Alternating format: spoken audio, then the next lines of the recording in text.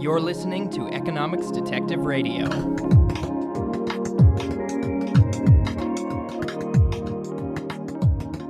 My guest today is Gret Glyer. He is the creator of a new app called DonorSee. That's DonorSee, which we'll link to at the show notes page, economicsdetective.com/DonorSee.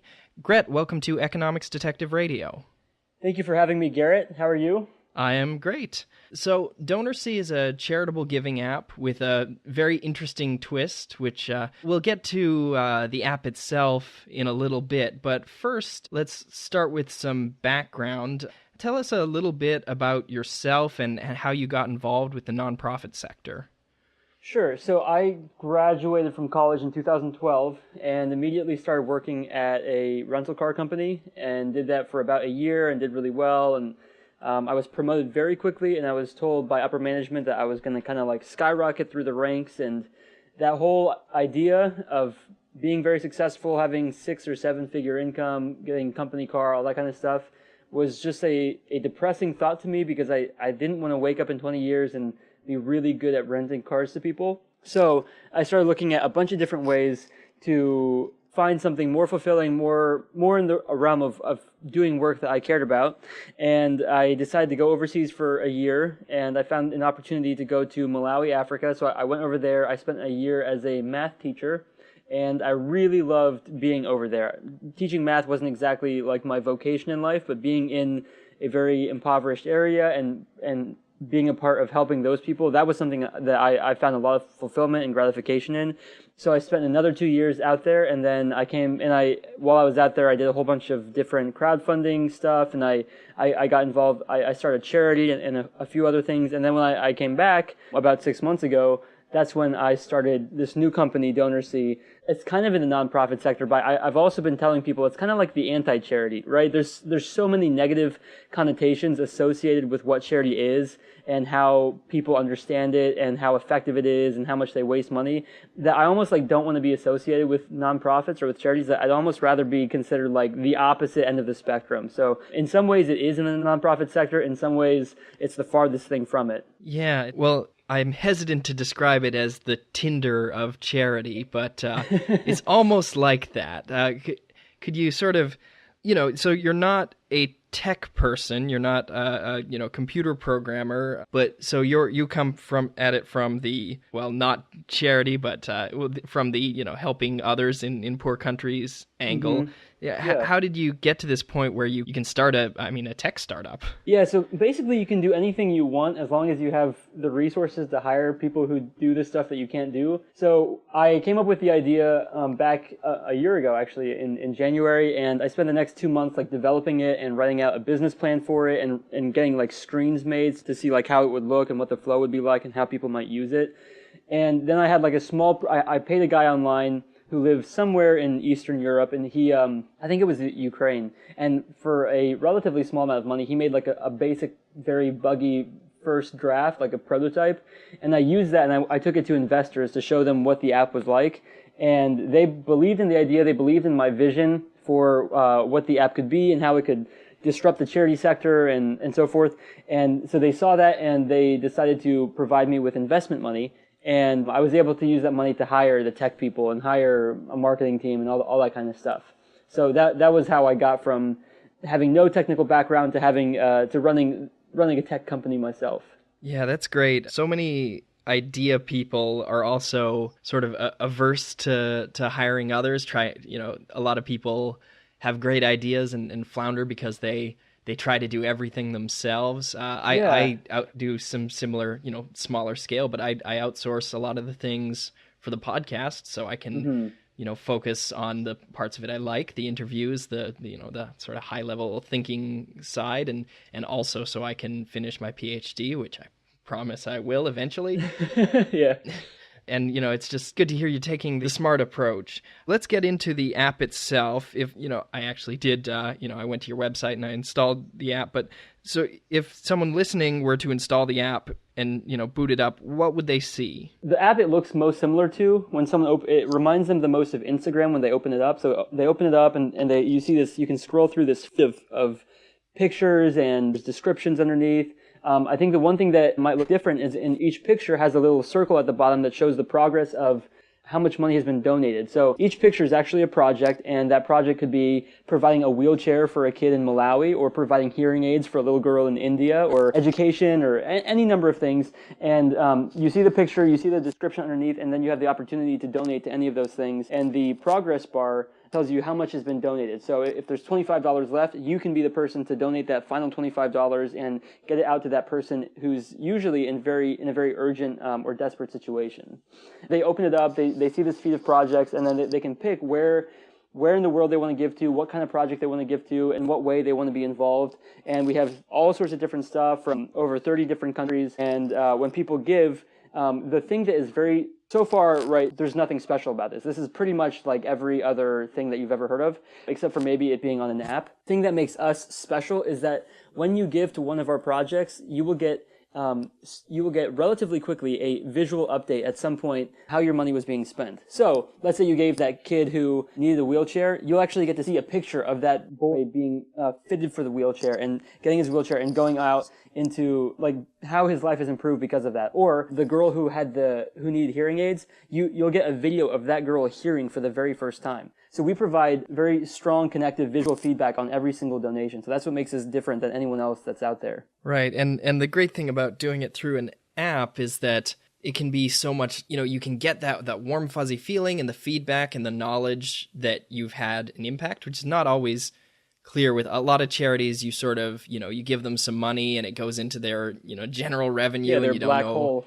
Yeah, you don't know if you actually gave that goat to that, far off person, or if it went into, marketing to get more money hopefully to buy more goats, but maybe just to market some more.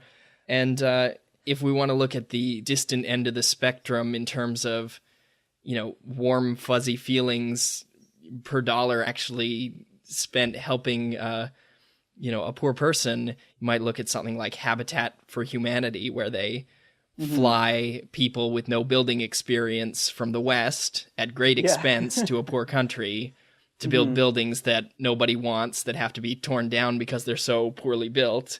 Yeah. Just in order to get, I guess they pay some kind of fee and eventually a little bit of money goes to the people in the country, but there's just a lot more effort put into that warm, fuzzy feeling. I think we as humans are a little flawed in we need that feeling in order to do good in the world. It's not enough to just abstractly know. Could you compare your charity to some of the others?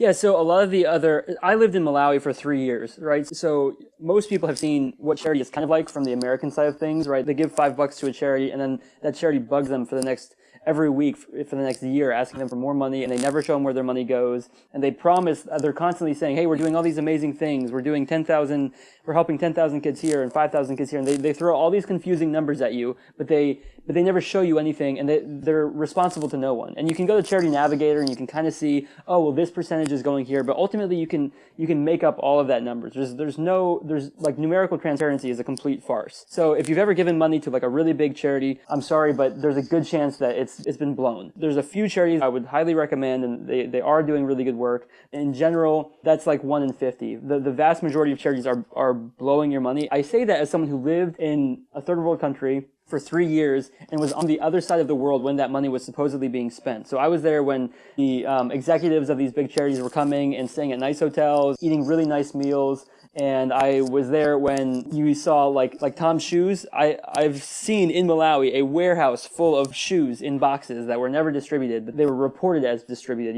There's no accountability whatsoever. There's no transparency. And anyone who tells you, oh, we have unprecedented transparency, well, I mean, prove it, show us. And in general, no one's doing that. So I think what we do differently is we really do show you visually. Like if you gave money to a lady who needs a sewing machine, you will get to see her using that sewing machine. And there's a good chance you'll get updates months or even years down the road of how that sewing machine has improved her life after that one-time donation, because our model is just a superior model to what most charities are using. Right. And, do you coordinate the giving yourselves, or you presumably connect through people who are on the ground in those countries is how do you find the people who need hearing aids or wheelchairs or whatever it is they need? Yeah, so there's people living all over there's what you call expats, who like U.S. citizens who have moved to another country because they're do-gooders, they want to help, they want to do something. And there's these people living all over the world. I lived in Malawi, and it's not like I was the one white guy walking around Malawi. There was a whole community of Americans and Europeans, and we would play frisbee together. But at the same time, we all went off to our jobs and we did our thing and we helped our community.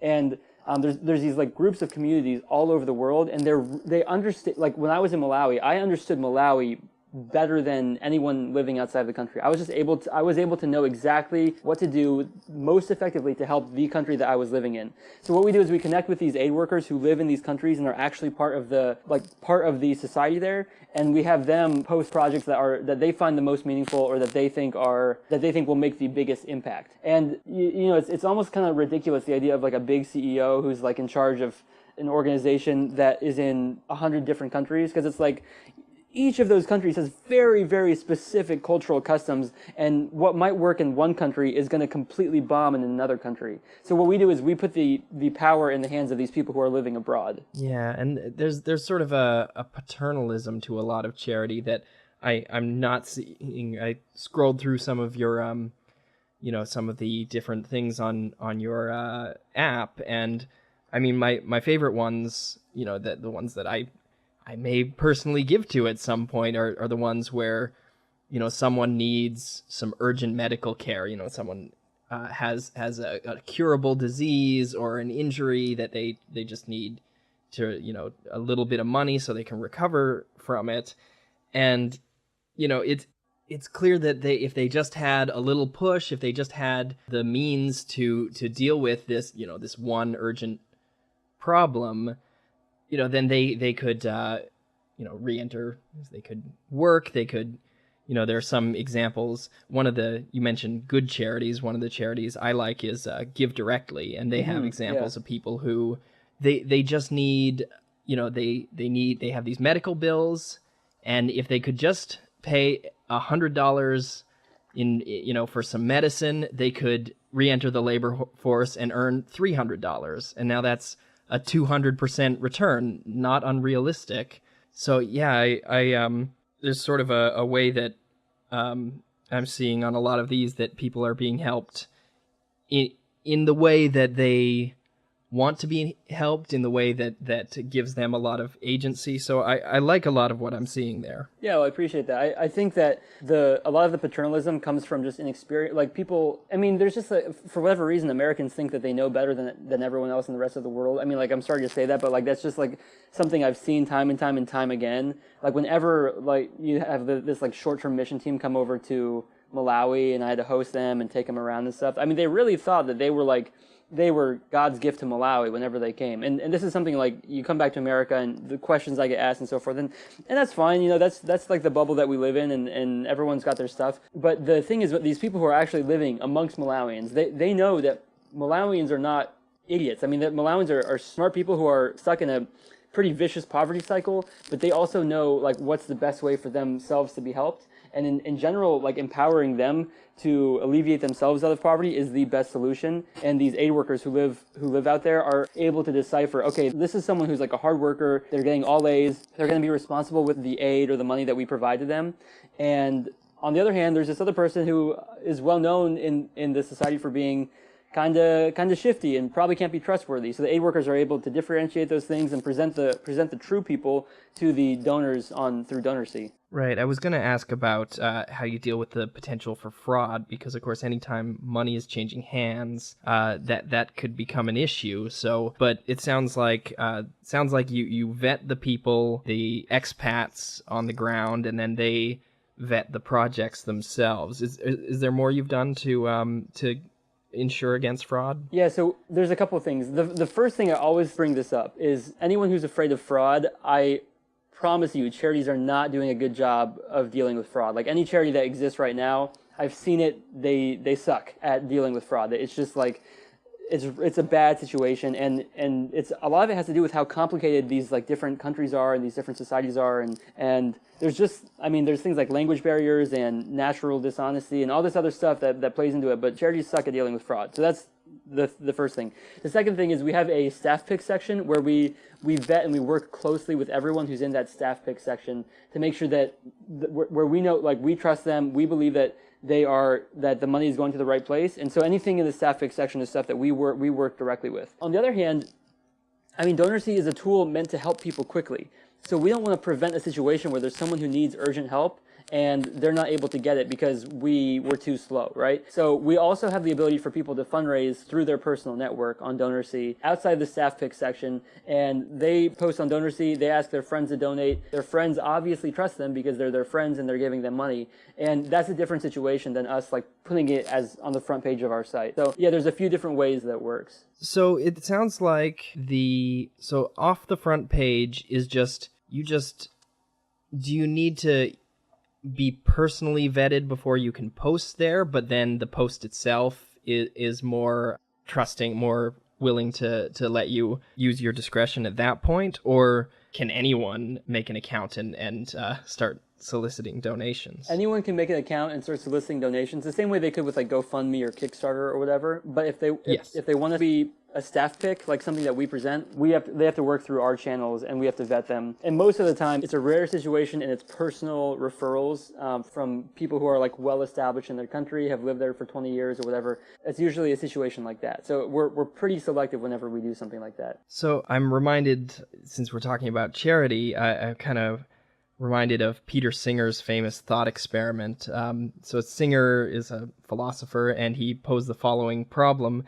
You're walking down the street and you see a child drowning, but in order to save the child, you have to ruin, you're wearing $3,000 shoes, you need to step in the water and it'll ruin them. Mm-hmm.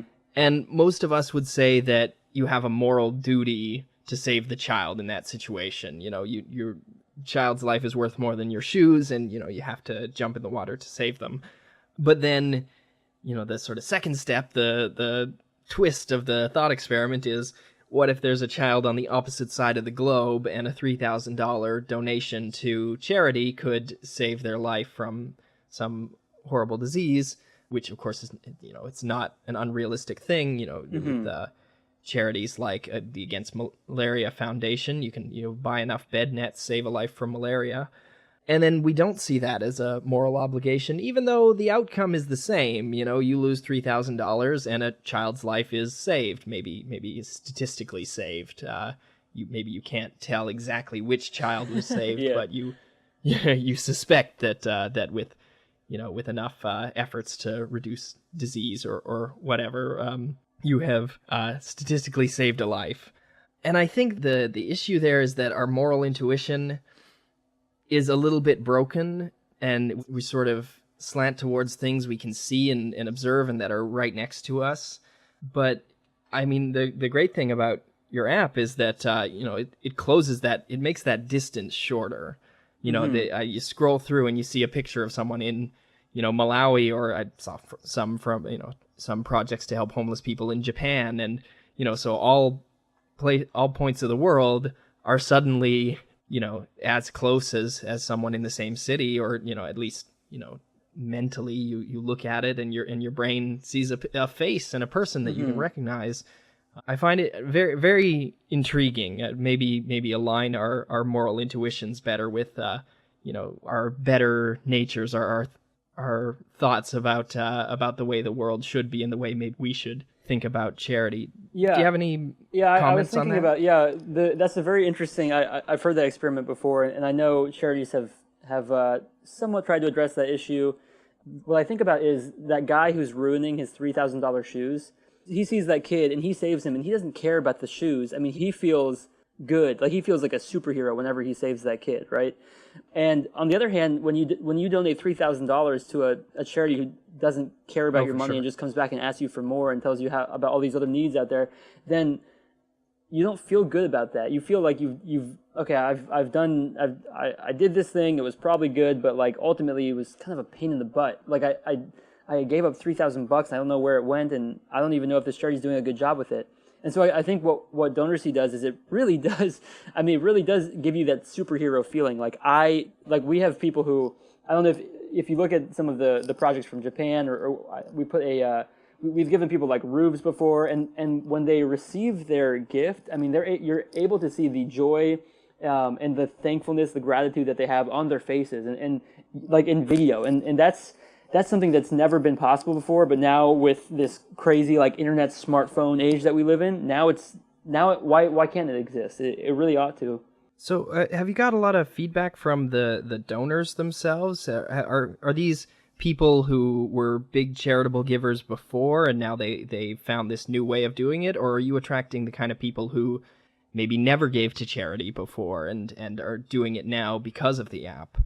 Yeah, I think we get both. The best feedback we have are statistics, and our statistics show that a extremely high percentage of people who give come back and give a second time, and the third time, and the fourth time, and the fifth time. Sometimes, I mean, we've had people who have donated over 40 times on the app in the 3 months that we've existed. I mean, there are people who like really, really love this type of giving. They'll show up every day and they'll look for different things that they want to give to, and they feel good about it. I mean, for once, they're able to like enjoy giving to do a charity, and so yeah, I think that's some of it. And to answer your question, there are people who have given to old charities in the past, and then they come and they give on DonorSee, and all of a sudden it's like this light bulb goes off, and they're like, wait a second, World Vision charged me twice as much to get a sewing machine into the hands of a lady in Malawi, and I didn't get to see a video of them getting it. Now I'm paying half the price, and I get to see the person, I get to follow up with them and feel connected to them. Like, why would I ever go back to World Vision? And then on the other hand, there's people who say, I've never trusted big charities, but this is like, I trust this. This is something that I can be a part of, and that's exciting for them. Yeah, I can't recall, but I think my parents may have given to World Vision or one of these charities when I was a kid, and you know, it felt good as a thing you do at Christmas time, but you know, as an adult, I'm much more skeptical, and I mean, you know, I guess when you get a PhD in economics, or most of one, you know, you sort of develop that sense. I'm sort of loosely affiliated with the effective altruist movement, and there's a joke among effective altruists that, you know, someone was once asked, oh, what kind of people become effective altruists? And he said, oh, all kinds of people. There's computer scientists and mathematicians and statisticians and even economists, which, yeah. I mean, not realizing that's actually all the same kind of person. Yeah. And I mean, I guess for people who haven't heard of effective altruism, the idea is to, you know, give a portion of your income to effective charities and to care a lot about seeing the impact and having, you know, proof that your giving is being effective in your goals, which is to help people in the third world or impoverished people everywhere. It's not going to be so effective if it only takes, you know, computer scientists, mathematicians, and even economists. If only those sorts of people are giving. So I love the idea of someone who, you know, instead of firing up Instagram, fires up DonorSee and you know, gives $1 here and $1 there. Just, you know, a regular person, you know, not a zealot like me or, yeah, or, you know, a strange, a sort of unusual type. So you said the app's only been around for a few months. Have you seen a lot of growth in that time? What kind of, how's the development process been? Yeah, we're actually growing really fast right now. One of the things that we're trying to do is, like I talked about, it's very important to us that we have like experienced, seasoned aid workers who are posting the projects. And so one of the things we're working on right now is reaching out to people in these different villages or in these different like communities all over the world and having them just trying to find like the right people to post on it. So we're growing really fast. Like we're in over 30 countries in 3 months. I don't know of any other organization that's grown quite that fast before. And but yeah, we're focused on finding the right people. So anyone who's listening who knows people overseas who might be a good fit for this stuff, who are involved in some kind of charity work or an orphanage or a hospital or that kind of thing, please feel free to reach out to me, put you in touch with my team. But yeah, I mean, we're doing really well in terms of our numerical growth and our publicity and all that kind of stuff. How do you see the app growing and changing as it becomes more known, as it reaches into more countries? Do you see yourself? Well, I don't know. Do you see it developing in ways that so that people can give in ways that maybe they can't currently? Yeah, so by the end of 2017, we're at the beginning right now. By the end of 2017, I'd really like to have, right now we're almost like outgrowing the current design of the app. So we kind of have to we're constantly like adding features and changing things up to work with the growth that we're having. So by the end of 2017, what I would really like is for, like, whenever you go to youtube.com and you start searching through the videos there, they have like recommended videos at the top and more videos from Gret Glyer and more videos on Donald Trump or whatever, and so YouTube is just the place where you go and you find videos on whatever it is that you want, and it's personalized to you. So for DonorSee, I'd like to see a similar thing where you can show up on the front page of DonorSee and you see a whole list of videos at the top. It's or not even videos, but projects that recommended specifically for you based on your giving habits. Other projects from Gret Glyer, other projects that are from Malawi, other projects about orphans, and you just have this place where you can come and you can give in any way that you want to give, make an impact however you want to give. Maybe you really care about sustainable giving or giving directly or any of that kind of other stuff. By the end of this year, I'd really like to see the platform grow and develop into that kind of marketplace. And how does it interface with our social networks and kind of our, if I make a donation, can other people see that I've made that donation? Do I get do I have a profile that says who I've donated to? Can I share it on Facebook? That kind of thing? Yeah, I mean, we're heavily integrated with social media. So whenever you give, we obviously don't force you to tell anyone, but we say, hey, a great way to get this project funded faster is if you share it on Facebook or on Twitter or your email contacts. So whenever you give, we prompt you and we say, hey, think about sharing this. Same thing when you post a project or whatever. And yeah, everyone has their, most people, I just tell them, download the app, log into Facebook. You'll never have to think about it again. And you can log in using your Facebook credentials, and it makes it very easy. So yeah, I mean, we're heavily integrated with social media and only adding more to that. But we have tons of, we're going around social media pretty fast. I think that's one of the things that's led to our growth is our heavy integration with Facebook and Twitter. Yeah, and some might say that if you give money and then you share it with all your Facebook friends, well, that's kind of you're sort of just there's kind of a selfish reason to give. And from my perspective, I don't care if the alternative is not giving at all. I'd prefer selfish giving. I'd prefer people get some. I'm very happy for people to get some social rewards for their giving. Nothing wrong with that. So you must have a more specific story. You said about the girl with the hearing aids and the person who needed a wheelchair. But can you share some particularly interesting stories that you've got from projects on the site? Yeah. Let me think. We have so many that pop up every day. There's one, okay, this has got to be my favorite. There's this one lady named Angie, and she actually lives in the U.S. She's a refugee from the Congo, and a girl named Sarah posted about her, and Sarah is someone I know really well. It's impossible, okay, here's what most charities do. Most charities, they collect $1 million, they put that $1 million to use somehow, and then they'll find one story, and they'll tell the story of this one person, and they'll share it with everyone who gave towards that $1 million. Even though supposedly the money went to tens of thousands of people, they'll just find one story and they'll be like, oh, look, your money's doing a bunch of stories just like this one. All right, well, that's lame, all right? That's old school. That should have died 10 years ago, but that's still what's happening now.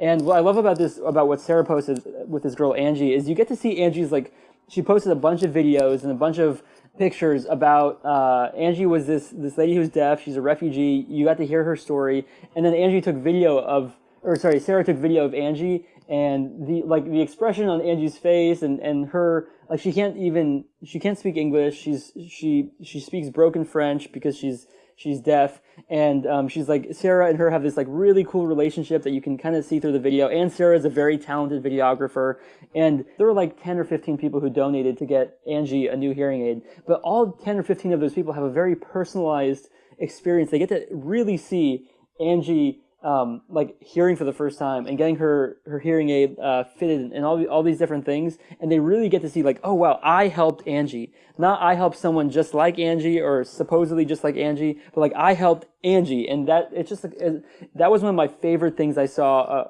about one of the ways the app is being used, just because like Sarah is so talented at getting people to really connect with the recipients of the donations. That's really great, and we hear so much about refugee crises and public debate about, oh, these refugees, are they dangerous? Should we let them into our society and that?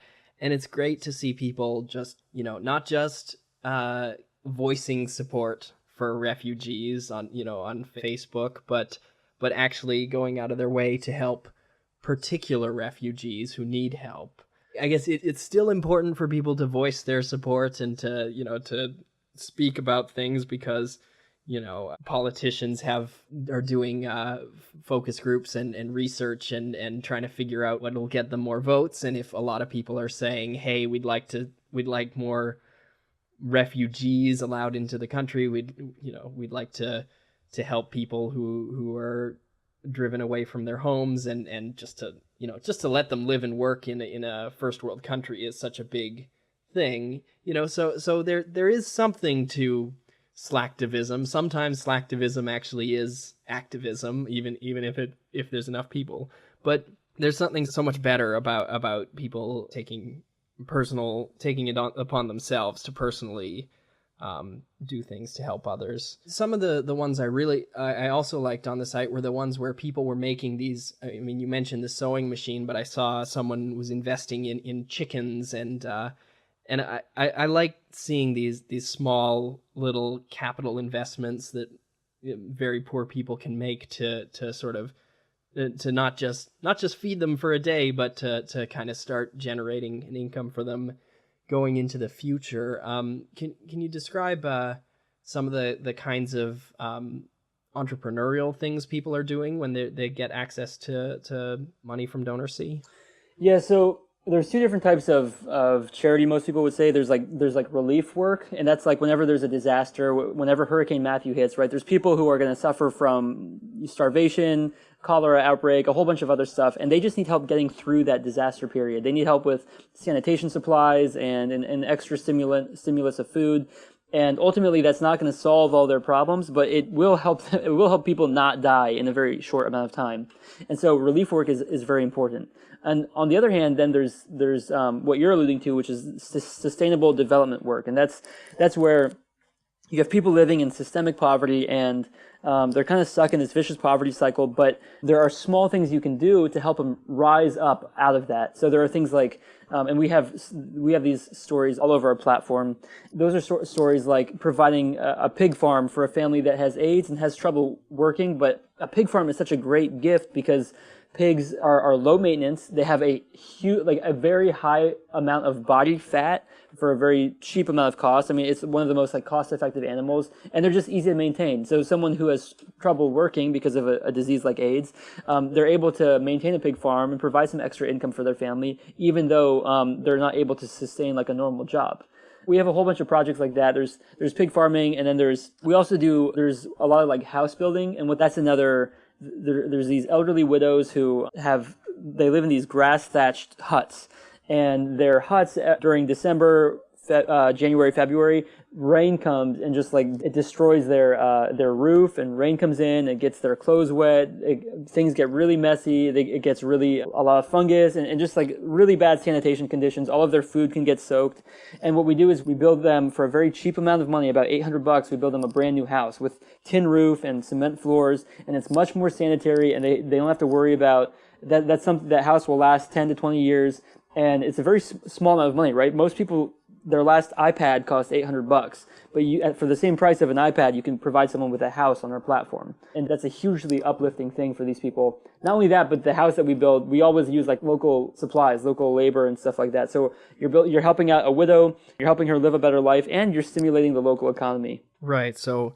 I mentioned Habitat for Humanity earlier. Unlike that, where you do it at sort of great expense to bring the Westerners over to build a substandard house. Yeah. You're also, you're hiring the craftsmen and the workers from the local economy who one, do a better job, and who themselves are benefited from the economic activity. And of course, I've heard of the thatched versus tin roof issue before, and that's so it's not just an issue of a tin roof can keep you warm and dry more, but that thatched roof that has to be replaced every year versus a tin roof that'll last a decade is actually a solid investment, right? The cost over 10 years is much lower, so you're getting a solid return. And you're helping out the local tin roof salesman, and the thatch roof, during the year you have to replace it 1 or 2 times, but during rainy season it's like every 1 or 2 weeks. I mean, the rains are like torrential downpour in some of these countries, and it really is a big help for them to get a tin roof that they don't have to worry about that stuff. And a lot of these widows are taking care of like 5 grandkids who don't have parents, and those kids are being kept safe under the roof. And there's a million different ways. I mean, like, us in America, we're so blinded, we're so cut off from what's going on in the rest of the world. And that's another thing I get excited about when I think about DonorSee, like growing and getting in front of more people and more people downloading the app, because then more and more people are exposed to this completely other world. We're not talking about like some fringe group who lives, somewhere. This is like 50% of the people on Earth live in these types of conditions.